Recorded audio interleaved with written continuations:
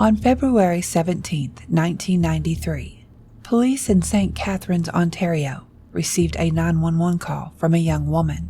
She was hysterical, crying, her voice shaking with what sounded like genuine terror. "He's going to kill me," she sobbed into the phone. "Please help me, he's going to kill me." The woman identified herself as Karla Homolka, 22 years old. She said her husband, Paul Bernardo, had beaten her severely. She needed help. She was afraid for her life. When police arrived at 57 Bayview Drive, they found Karla with horrific injuries, black eyes, bruises covering her arms and legs, marks around her throat that looked like strangulation attempts. She told officers her husband had attacked her, that he had been violent before but never this bad, that she feared he would kill her if she stayed. Paul Bernardo wasn't home. He had fled after the attack. Police photographed Karla's injuries, documented her statement, and began searching for Paul Bernardo, wanted for assault causing bodily harm. What they didn't know yet was that they were looking at one half of the most horrific killing team in Canadian history. Because Karla Homolka wasn't a battered wife fleeing an abuser. She was a participant, a willing accomplice, and in some cases, the instigator. Between 1990 and 1992, Paul Bernardo and Karla Homolka had kidnapped, sexually assaulted, tortured, and murdered at least 3 young women. One of them was Karla's own 15-year-old sister, and they videotaped everything. When those tapes finally surfaced, after Karla had already made a deal with prosecutors for a reduced sentence, they revealed the truth that Karla had been desperately trying to hide. She wasn't a victim. She was a predator. The media called them Ken and Barbie, the perfect couple.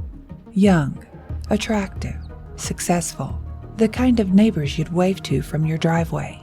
But behind the facade was something monstrous, and when it all came crashing down, Karla Homolka did what she had always done best.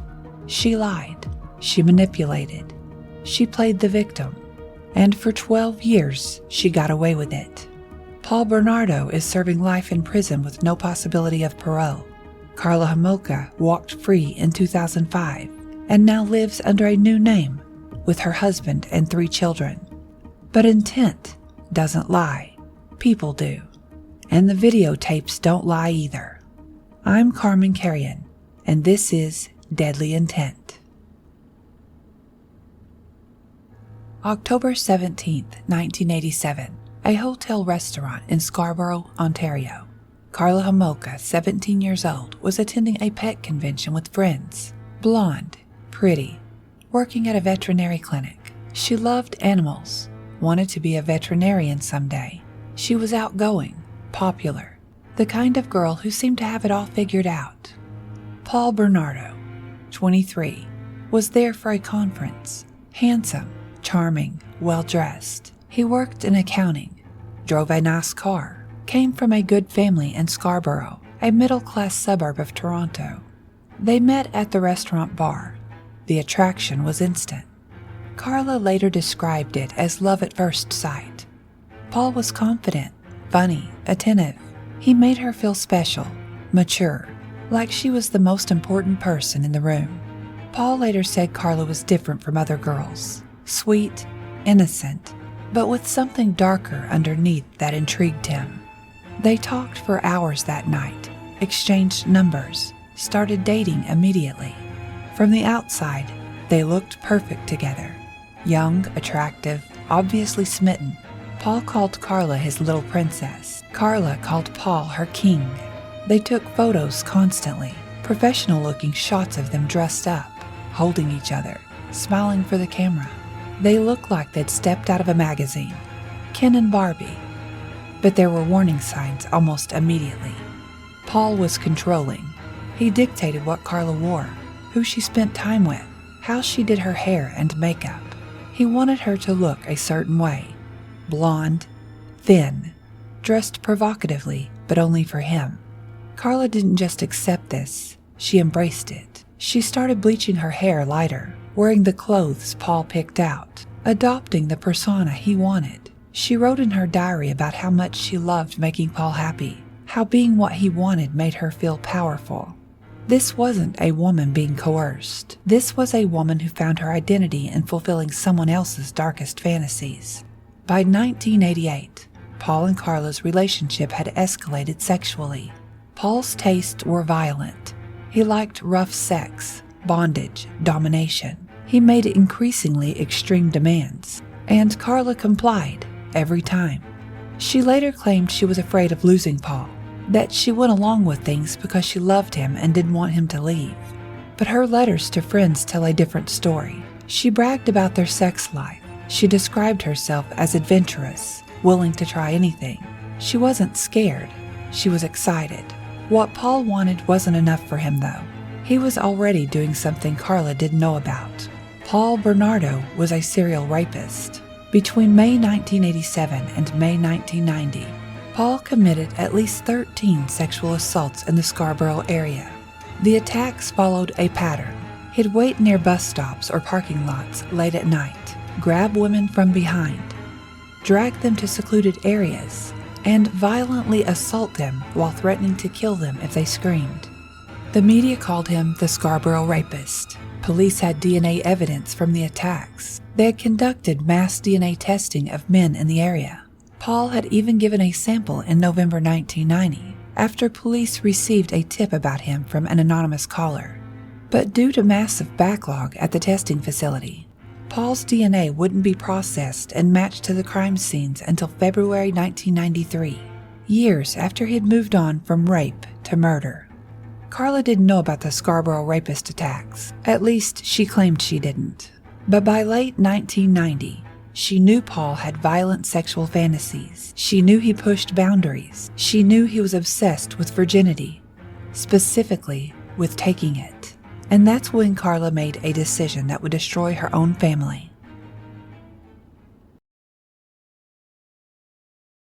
We need to understand something crucial about female accomplices in sexual homicide cases. They are rare, extremely rare. Only about 3 to 5% of sexual serial killers work with female partners. But when women do participate in these crimes, their involvement tends to follow specific patterns. Research shows there are generally 4 types of female accomplices. The coerced partner, genuinely terrified, forced to participate under threat of violence. The passive partner, complicit through inaction, present but not actively participating. The willing partner, participates willingly but follows the male's lead. The active partner, initiates, suggests victims, participates enthusiastically. Karla Homolka would later claim she was type 1, a coerced, battered wife forced to help Paul under threat of death. The evidence shows she was type 4. Female accomplices in sexual homicide often share certain characteristics. They're typically young when the crimes begin, average age 22 to 25. They have difficulty establishing their own identity. They're often deeply dependent on their male partners for validation and self-worth, and they rationalize their participation as proof of love or loyalty. But here's what's crucial. These women aren't mind-controlled. They're not brainwashed. They make choices. Karla Homolka made choices again and again and again. She chose to drug her own sister. She chose to film the assaults. She chose to help Paul abduct additional victims. She chose to participate in the sexual assaults herself. And when it all fell apart, she chose to lie about her level of involvement. The prosecution would later call Karla a compliant victim, a woman so controlled by Paul Bernardo that she had no agency, no choice, no responsibility. But the videotapes tell a different story. On those tapes, Karla isn't silent. She isn't passive. She isn't crying or showing reluctance. She's smiling. She's participating. She's encouraging Paul. In some scenes, she's the one directing the camera. Intent doesn't lie. People do. And Karla Homolka lied about her intent for years. December 23, 1990. The Homolka family home in St. Catharines, Ontario. It was 3 days before Christmas. The family was celebrating early because Dorothy Homolka, Karla's mother, would be working on Christmas Day. The house was decorated, presents were wrapped. The family was happy. Tammy Homolka, Karla's 15-year-old sister, was excited. She looked up to Karla, adored her older sister's boyfriend Paul, thought they were the perfect couple. That night, the family watched movies together. Paul had brought drinks, mixed with alcohol, which he encouraged Tammy to drink even though she was underage. Later, after Karla and Tammy's parents went to bed, Paul, Karla, and Tammy stayed up watching videos in the rec room. Tammy was getting sleepy. The alcohol was hitting her. She felt dizzy. Karla offered her a drink. Tammy accepted. What Tammy didn't know was that Karla had mixed the drink with halothane, a veterinary anesthetic Karla had stolen from the animal clinic where she worked. Within minutes, Tammy was unconscious. Paul and Karla carried Tammy to the rec room floor. They positioned her carefully, and then they sexually assaulted her while videotaping the entire attack. Paul raped Tammy while she lay unconscious. Karla participated actively, not just filming, but engaging in sexual acts with her own unconscious sister. At one point on the tape, Karla says, "My little sister's not a virgin anymore." She's smiling when she says it. After the assault, they redressed Tammy and positioned her on the couch. They expected her to wake up in a few hours, groggy and confused but unaware of what had happened. But something went wrong. Tammy began vomiting while still unconscious. She aspirated, breathed the vomit into her lungs. She started turning blue. Paul and Karla panicked. They called 911, claiming Tammy had been drinking and choked on her own vomit. Paramedics arrived within minutes, but it was too late. Tammy Lynn Homolka was pronounced dead at the hospital at 3:33 a.m. on December 24, 1990. The official cause of death was ruled accidental. Tammy had consumed alcohol, vomited, and asphyxiated. There was a minor chemical burn on her face, later explained as a rug burn from when she fell. No autopsy was performed. The family was devastated but accepted the explanation. A tragic accident. A young girl who had too much to drink. Karla and Paul kept the secret. They kept the videotape, and they got away with it. At Tammy's funeral, Karla wore black and cried convincingly. She hugged her grieving parents. She accepted condolences from friends and family. 6 months later, on June 29, 1991, Karla Homolka and Paul Bernardo got married. The wedding was elaborate, expensive. Karla wore a white dress. Paul wore a tuxedo. They looked like they'd stepped out of a fairy tale. The theme was Beauty and the Beast. During the ceremony, Karla and Paul exchanged vows they'd written themselves. Paul promised to love Karla forever, to protect her, to cherish her. Karla promised to obey Paul, to serve him, to make all his dreams come true. Then they went on their honeymoon to Hawaii. While they were gone, Karla's parents received the wedding photos. In the background of several shots, you could see the portrait of Tammy that the Homolkas had hung in the living room. Tammy, the bridesmaid, who should have been there, but was dead. Tammy, whose virginity Paul had stolen, while Karla watched and helped. Tammy, whose death was no accident. But the Homolkas didn't know that. No one did. Paul and Karla returned from their honeymoon and settled into their new home at 57 Bayview Drive in Port Dalhousie, just outside St. Catharines. Nice neighborhood, quiet street, young professional couple, perfect neighbors. Except they weren't, because Paul's appetite for violence hadn't been satisfied. And now, with Karla as his willing accomplice, he was ready to escalate. Why Karla did it? The question that haunts this case is simple. Why? Why would a woman drug her own sister? Why would she help her fiancé rape that sister? Why would she participate in the assault herself? The easy answer is that Paul forced her, that Karla was terrified, controlled, unable to resist. But that explanation doesn't fit the evidence. Karla stole the anesthetic from work days in advance. That required planning. Karla mixed the drug into Tammy's drink. That required action. Karla participated in the assault. That required choice. And afterward, Karla helped Paul hide the evidence. She never told her parents. She never confessed. She married Paul 6 months later. These aren't the actions of a terrified victim. These are the actions of a willing participant. So why did she do it? Paul was obsessed with virginity. He had told Karla repeatedly that he wished she'd been a virgin when they met. He resented that she'd had previous boyfriends. He made her feel like she was inadequate, tainted, less than what he deserved. Karla, desperate to please Paul, wanted to give him something he'd never had, a virgin, someone pure.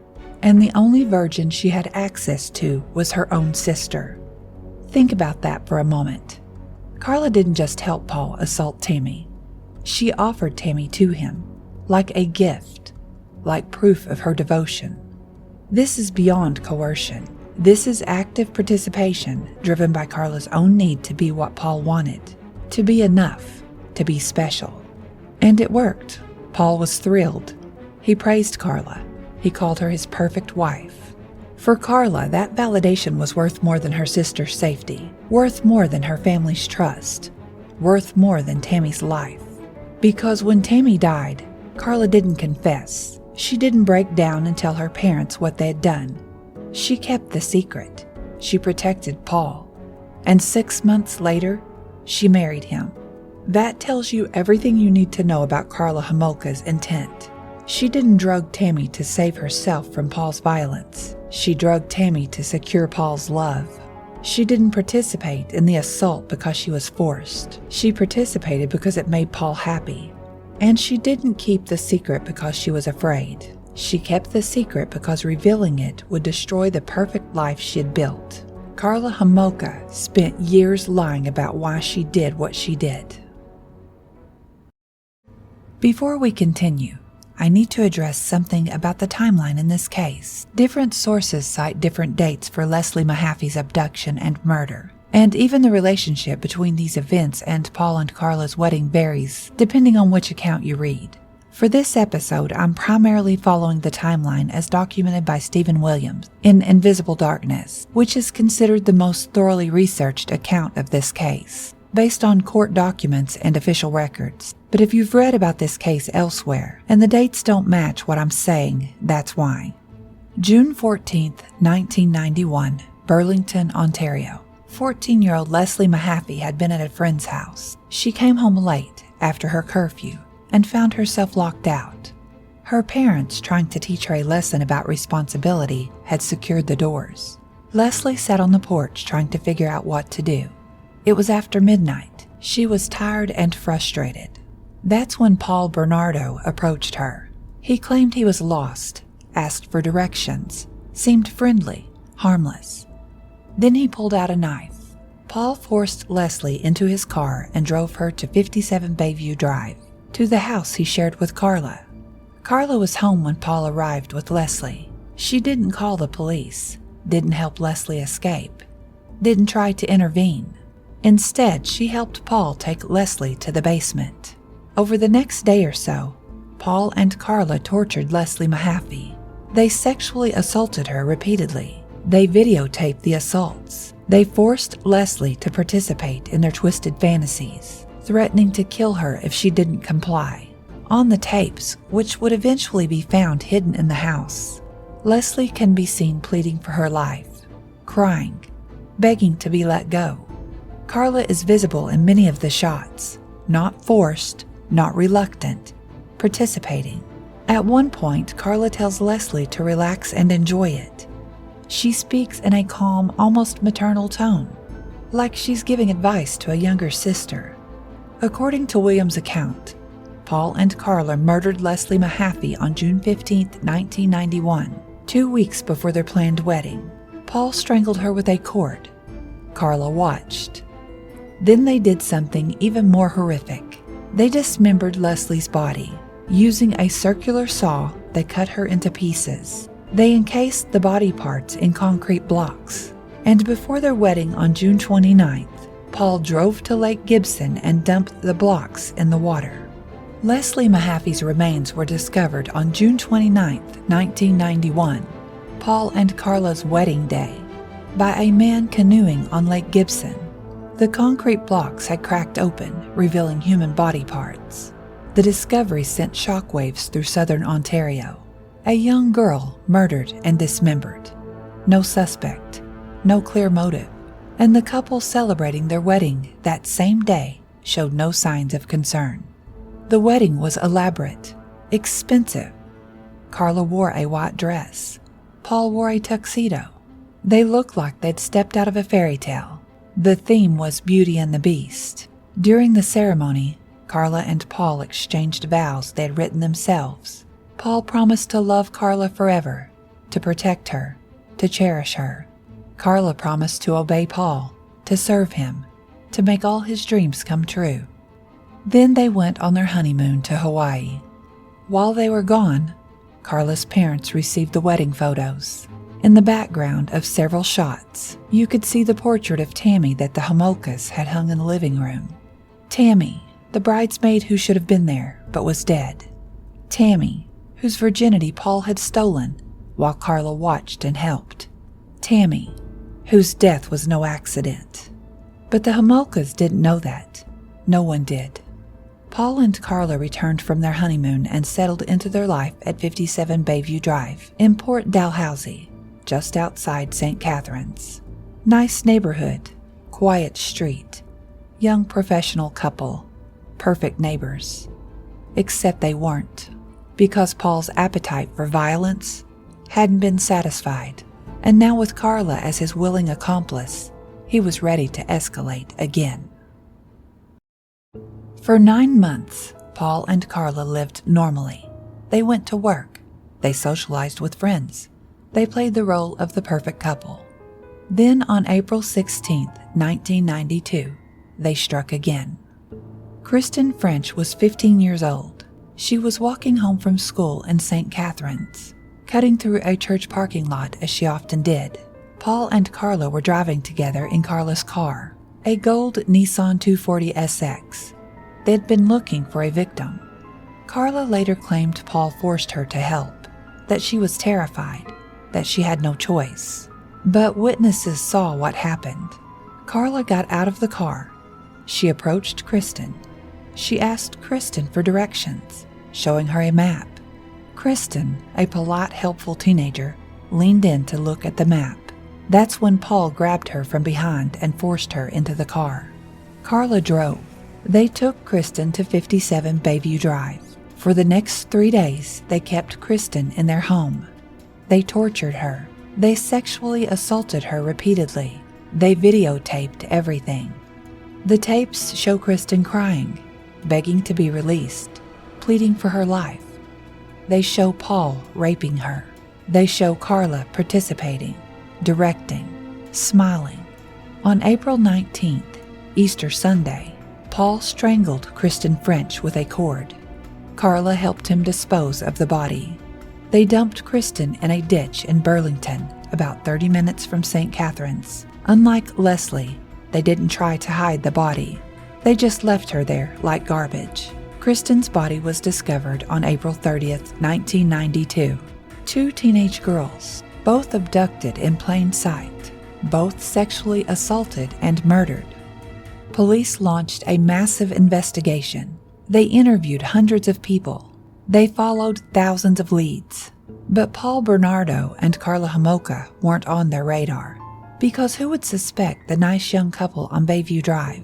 The ones who always smiled and waved. The ones who seemed so normal. February 17th, 1993. The 911 call that started it all. Karla Homolka, beaten and terrified, fleeing her abusive husband. Except the narrative wasn't quite that simple. Paul had beaten Karla. That part was true. Her injuries were real and severe. But the beating didn't happen because Paul was randomly violent. It happened because he'd learned something. The DNA results had finally come back. Police had matched Paul Bernardo's DNA to the Scarborough rapist attacks. They were preparing to arrest him. Paul knew his time was running out. He was panicking, and he took it out on Karla. When Karla called 911, she didn't tell police about the murders. She didn't mention Leslie Mahaffey or Kristen French or her own sister Tammy. She only reported the assault. Police began investigating Paul Bernardo for the Scarborough rapes. Meanwhile, Karla moved back in with her parents. That's when she reached out to a lawyer, not to confess but to negotiate. Karla's lawyer, George Walker, approached the Crown with a proposition. Karla would testify against Paul Bernardo. She would provide details about his crimes. She would help secure a conviction. In exchange, she wanted immunity. The Crown wasn't willing to give her complete immunity, but they were willing to deal. On May 14, 1993, Karla Homolka signed a plea agreement. She would plead guilty to 2 counts of manslaughter for Leslie Mahaffey and Kristen French. She would receive 12 years in prison. In exchange, she would testify against Paul Bernardo at his trial. The deal was struck before the videotapes were found. Before prosecutors knew the full extent of Karla's involvement, before they understood that she wasn't just a compliant victim, she was an active participant. On February 17, 1993, the same day Karla called 911, police obtained a warrant to search 57 Bayview Drive. They spent weeks combing through the house. They found hair and fiber evidence. They found DNA evidence. They found the circular saw used to dismember Leslie Mahaffey. But they couldn't find the videotapes. Paul had hidden them too well. On May 18, 1993, Paul Bernardo was formally charged with first-degree murder in the deaths of Leslie Mahaffey and Kristen French, and with numerous counts of sexual assault related to the Scarborough rapes. On July 6, 1993, Karla Homolka appeared in court to enter her plea. She pleaded guilty to 2 counts of manslaughter. The judge, Francis Kovacs, accepted the plea deal despite protests from the victims' families. Karla was sentenced to 12 years in prison, concurrent sentences of 10 years for each manslaughter conviction, plus 2 years for her role in Tammy's death, which she characterized as administering a noxious substance. The sentence sparked outrage. 12 years for 3 deaths? For participating in torture and sexual assault? The Crown defended the deal. They needed Karla's testimony to convict Paul. Without her cooperation, they argued Paul might go free. But then in September 1994, more than a year after the plea deal was signed, Paul Bernardo's lawyer found the videotapes. They had been hidden in the ceiling of a bathroom at 57 Bayview Drive, concealed in a light fixture. The tapes showed everything. The assault of Tammy Homolka, the torture of Leslie Mahaffey, the abuse of Kristen French, and they showed Karla Homolka's active, willing participation. The Crown tried to void Karla's plea deal. They argued that she had lied, that she had minimized her involvement, that the tapes proved she was far more culpable than she claimed. But the courts ruled that the deal stood. Karla had already pleaded guilty. She was already serving her sentence. The agreement couldn't be retroactively changed. It became known as the Deal with the Devil, the worst plea bargain in Canadian legal history. Paul Bernardo's trial began on May 18, 1995. Karla Homolka took the stand as the prosecution's star witness. She testified for 17 days. She described Paul as a monster. She claimed he had forced her to help him. She said she was terrified of him, that he had threatened to kill her and her family if she didn't comply. She cried on the stand. She appeared fragile, damaged, sympathetic. Then the defense played the videotapes. The jury watched Karla smile, watched her participate, watched her direct the camera, watched her engage in sexual acts with the victims. The courtroom was silent. Whatever sympathy Karla might have generated evaporated. But she couldn't be retried. She couldn't be resentenced. The deal was done. On September 1st, 1995, Paul Bernardo was convicted of first-degree murder in the deaths of Leslie Mahaffey and Kristen French. He was sentenced to life in prison with no possibility of parole for at least 25 years. In 2018, he was denied parole. He remains in prison today. Karla Homolka served her full 12-year sentence. On July 4, 2005, she walked out of St. Anne-de-Plains Institution in Quebec as a free woman. She was 35 years old. Watching Karla Homolka testify at Paul Bernardo's trial is a masterclass in manipulation. She presented herself as Paul's victim, a woman so controlled, so abused, so terrorized that she had no agency, no choice, no responsibility. She described Paul as violent and domineering. She said he beat her regularly. She said he threatened to kill her family if she didn't help him. Some of this was true. Paul was violent. He did beat Karla. The injuries from February 1993 were real. But that doesn't explain Karla's behavior before the beatings escalated.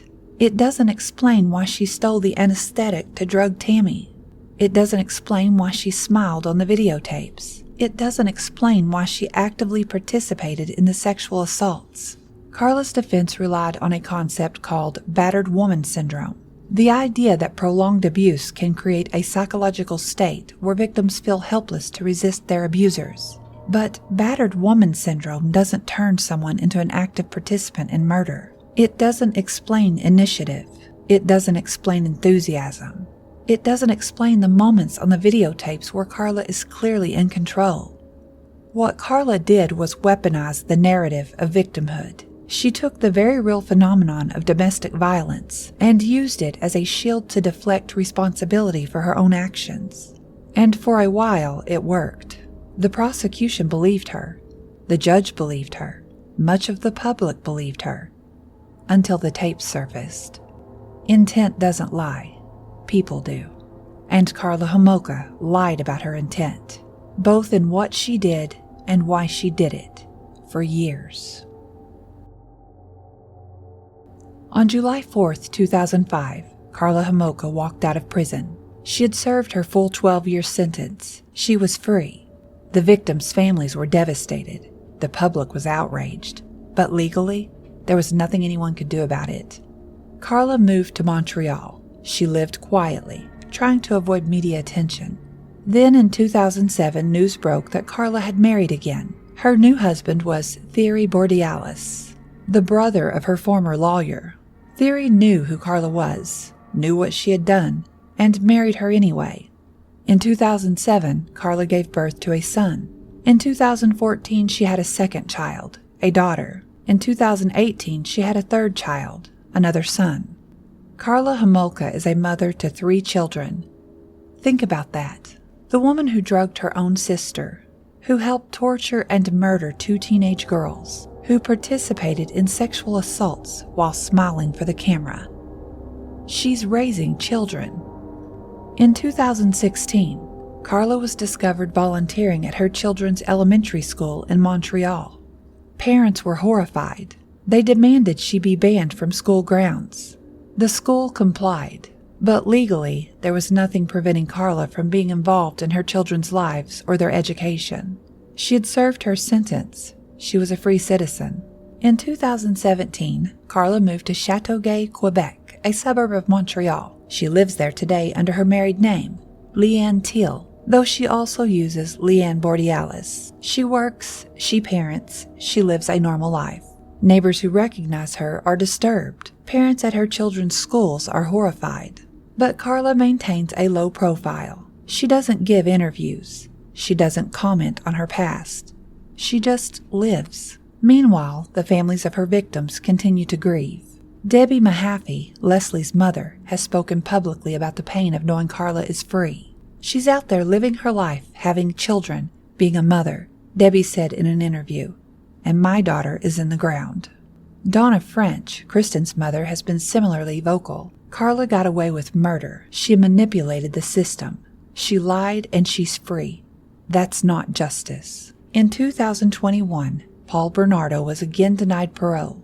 During the hearing, he showed no remorse. He blamed Karla for everything. He claimed he was the real victim, manipulated by Karla into committing crimes he never would have done alone. This is almost certainly false. Paul was the Scarborough rapist before he ever met Karla. He was violent and predatory on his own. But it speaks to how both Paul and Karla have spent decades trying to rewrite the narrative, trying to shift the blame, trying to make themselves the victim in a story where they were both perpetrators. And Paul Bernardo and Karla Homolka have both spent years lying about their intent. Before we close, we need to remember the people who were lost. Tammy Lynn Homolka, 15 years old. She loved animals. She was excited about Christmas. She trusted her older sister. On December 23, 1990, Tammy was drugged, sexually assaulted, and left to die by the two people who should have protected her sister and her sister's fiancé. Tammy never got to finish high school, never got to fall in love, never got to live the life she deserved. She was 15 years old. Leslie Erin Mahaffey, 14 years old. She was a typical teenager, testing boundaries, staying out past curfew, figuring out who she was. On June 15, 1991, Leslie was locked out of her house for coming home late. She was grabbed off her porch by Paul Bernardo, taken to 57 Bayview Drive, and tortured for 24 hours before being murdered and dismembered. Her body was found in pieces, encased in concrete blocks at the bottom of a lake. She was 14 years old. Kristen Dawn French, 15 years old. She was a dedicated student. She loved music. She was walking home from school when Karla Homolka approached her in a parking lot and lured her close enough for Paul Bernardo to grab her. Kristen was held captive for 3 days. She was tortured. She was sexually assaulted repeatedly. She was murdered on Easter Sunday and dumped in a ditch like trash. She was 15 years old. These 3 girls deserved better. They deserved to grow up, to graduate, to fall in love, to have families, to live full lives. Instead, they're gone, stolen by 2 people who treated them like objects, like props in a twisted fantasy, like disposable toys to be used and discarded. Leslie and Kristen's families have become advocates for victims' rights in Canada. They've fought for stricter sentencing laws. They've pushed for changes to the plea bargaining system so that deals like Karla's can never happen again. Their advocacy has led to real change, but no legal reform can bring back their daughters. Tammy's family, the Homolkas, have largely stayed out of the public eye. The revelation that their daughter Karla participated in Tammy's death, then went on to murder 2 other girls, shattered them. They're victims too, victims of Karla's lies and manipulations. These families live with the knowledge that while they grieve, Karla Homolka is free.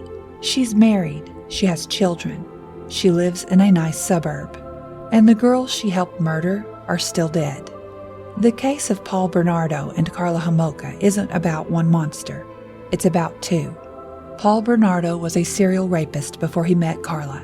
He would likely have continued his violence regardless.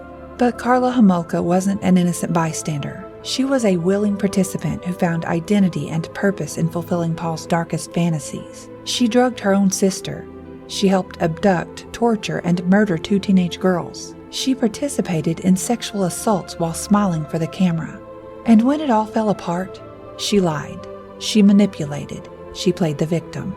She traded testimony for a reduced sentence before prosecutors knew the full extent of her involvement. She got 12 years for 3 deaths. She served every day, and then she walked free. The question that haunts this case is whether Karla would have killed without Paul. Probably not. She wasn't a sexual sadist. She didn't hunt victims alone. She needed Paul to provide the framework.